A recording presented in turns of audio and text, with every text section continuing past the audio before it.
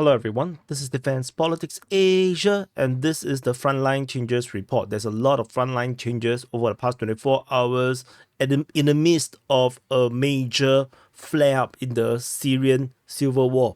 So the Syrian civil war SITREP has already been published on the main channel. Because it's published on the main channel, so this Frontline Changes Report is now on the war channel, so that we spread the airtime a bit.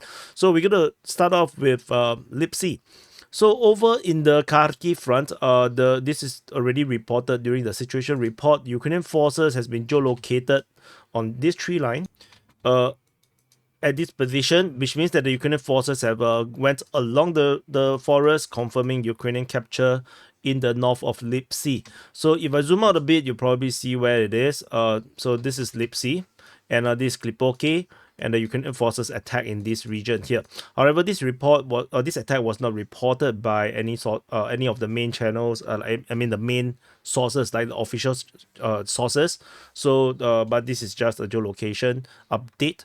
The next frontline change is a shocking development over along the Oskil River. We have now confirmed the beginning of the Vorishna front.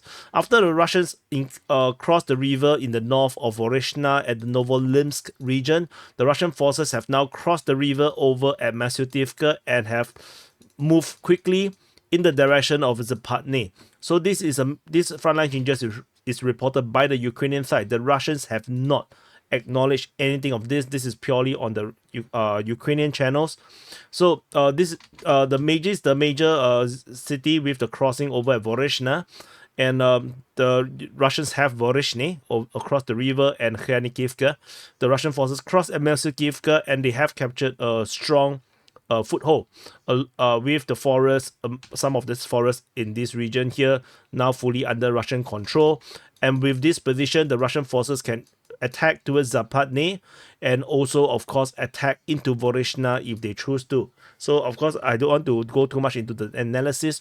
Check out the situation report where I will break out all these different plays and the different things and the analysis that comes with it. So the total distance traveled from the river all the way to the furthest point is around 2 kilometers. So this is a massive capture, and there's a high chance that Ukrainian forces don't really have much troops over this area here. This is an unexpected position for the Russians to cross the river and attack. So the Ukrainians would have to do something about this. Anyway, after this new front line, the next front line change is over at Lozova.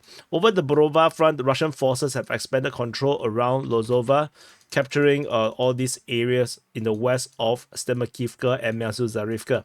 So the Ukrainians still have positions over at Lozova. So this is a ongoing battle. The furthest distance travel is around 1.7 kilometers by the Russian forces in the Borova sector. So after Lozova, the next frontline change is at Torske.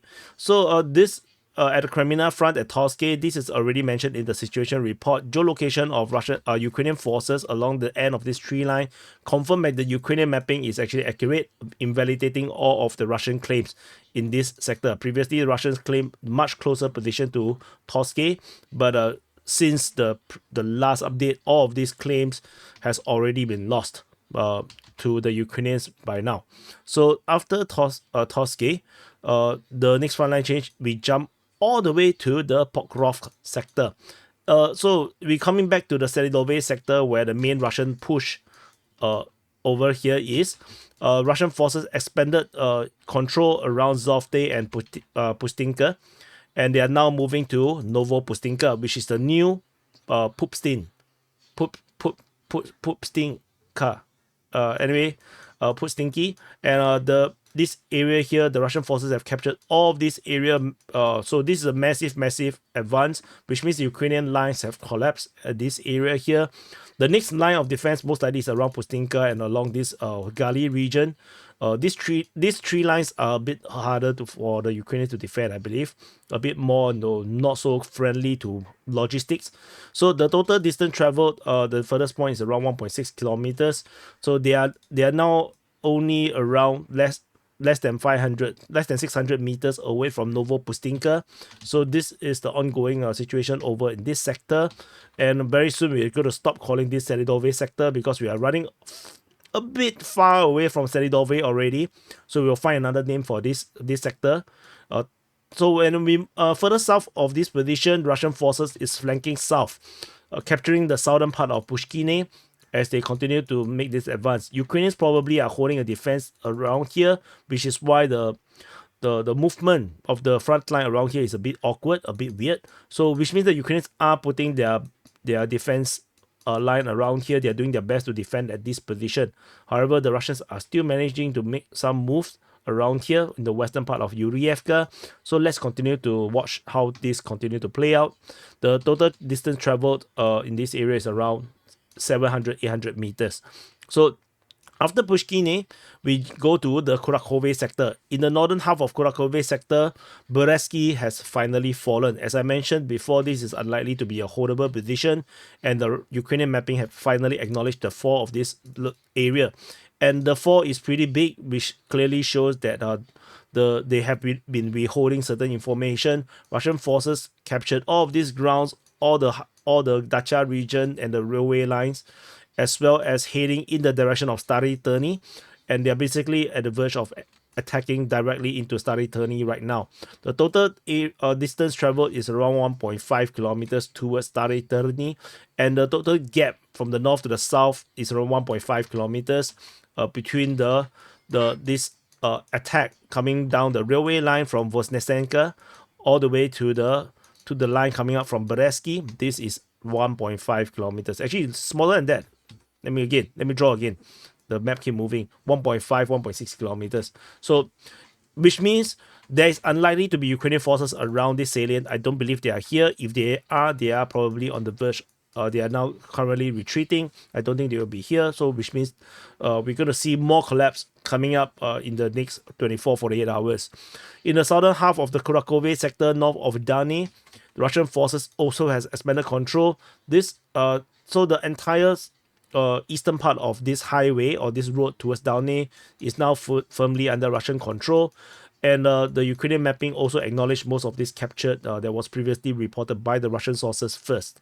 So this is the frontline change. The total distance traveled is around 2 kilometers on average. So this is pretty big. The front line is around 3 kilometers long.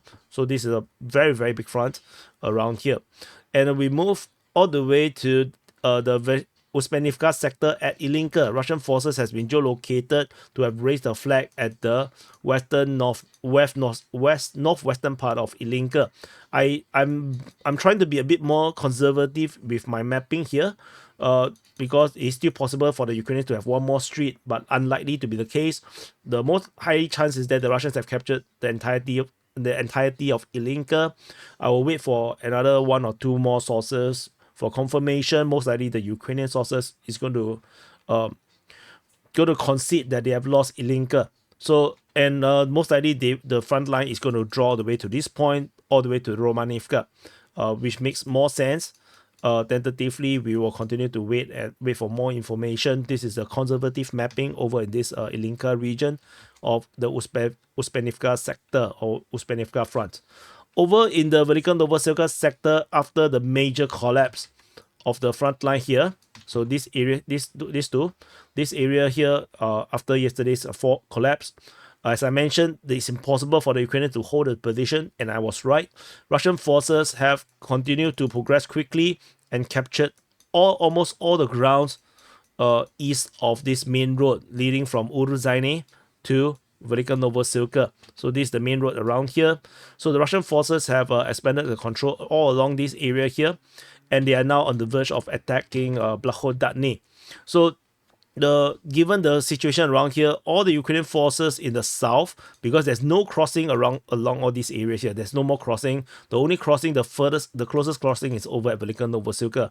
All the Ukrainian forces is going to withdraw, is going to retreat up north to Velika Novoselka at this very moment. They can't possibly hold a defense at Blahodatne, or they will run the risk of getting encircled. And so this is a massive collapse of the front line. And definitely this also reflects in the total area captured by the Russian forces. As you can see, the largest the largest area here captured by the Russian forces is the Veliko Novoselka sector at 17.6 square kilometers. The next closest is Kurakhove, because at Kurakhove we also are witnessing the collapse of front lines, which is Bereski region, as well as the Kurakhove, south of Kurakhove, the Dane region, and we probably going to see the Kurakhove region overtake as the biggest frontline change tomorrow, with all this closure of the front lines. All these salients is likely to close. We're going to see them capturing a lot of grounds tomorrow, and the next closest is around Borova front, and then Pokrov front. So this is also a massive collapse of the front line, leading to pretty much a pretty big capture, as well as this one over at Lozova. So the Vorishna one is pretty big as well. This is 2.68 square kilometers captured.